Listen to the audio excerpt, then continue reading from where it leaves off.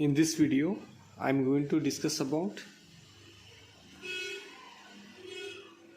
Geiger-Müller counter, or in shortcut we call it as a GM counter.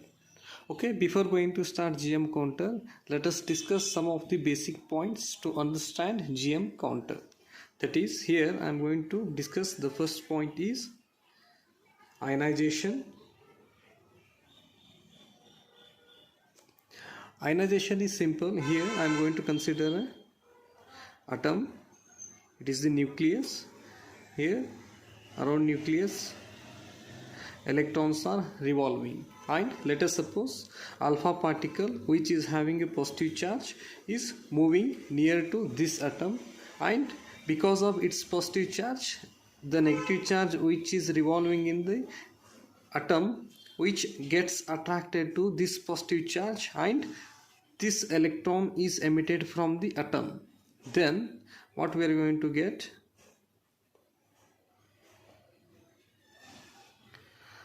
After emitting electron, this atom is going to get a positive charge and it is having a negative charge.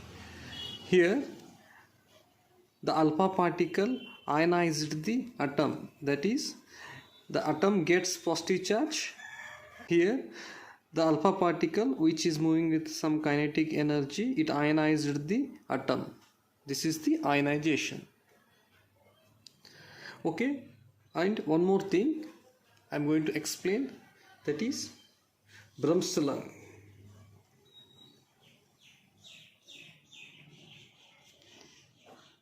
It is simple Bremsstrahlung. Here I am going to consider an atom, and here electrons are revolving around nucleus, and here let us suppose a charged particle, electron, which is moving inside the atom, and because of its negative charge, this electron bends, and we observe that there is decrease in its acceleration, and this decrease in acceleration is emitted in the form of photon, and it is having energy hν.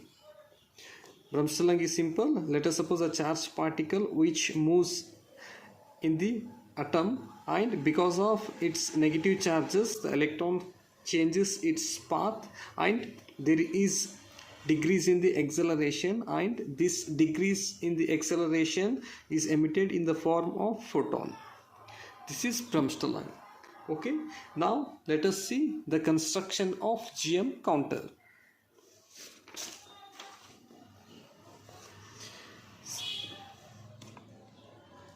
Simple. GM counter, it consists of a cylinder,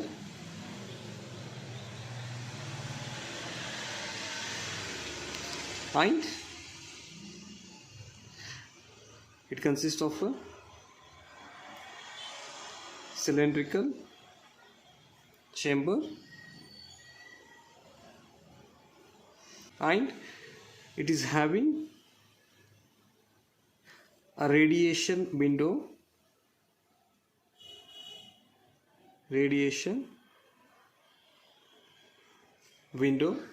and an anode wire is placed at the center of the cylindrical gas chamber, and it is well insulated. That is, this is the insulated, and this is the anode, and this cylindrical glass chamber is made up of a tungsten wire, and which acts as a cathode. That is, this cylindrical chamber which acts as a cathode, and the central wire which acts as an anode, which is well insulated at this point. And further, anode and cathode are connected to the high tension battery by resistance It is having a negative term and this is having a positive term. This is the high tension battery, and further this is connected to the amplifier. Connected to amplifier. Here I will explain once again. The GM counter, which consists of a cylindrical metal chamber, and this cylindrical metal chamber which consists of noble gases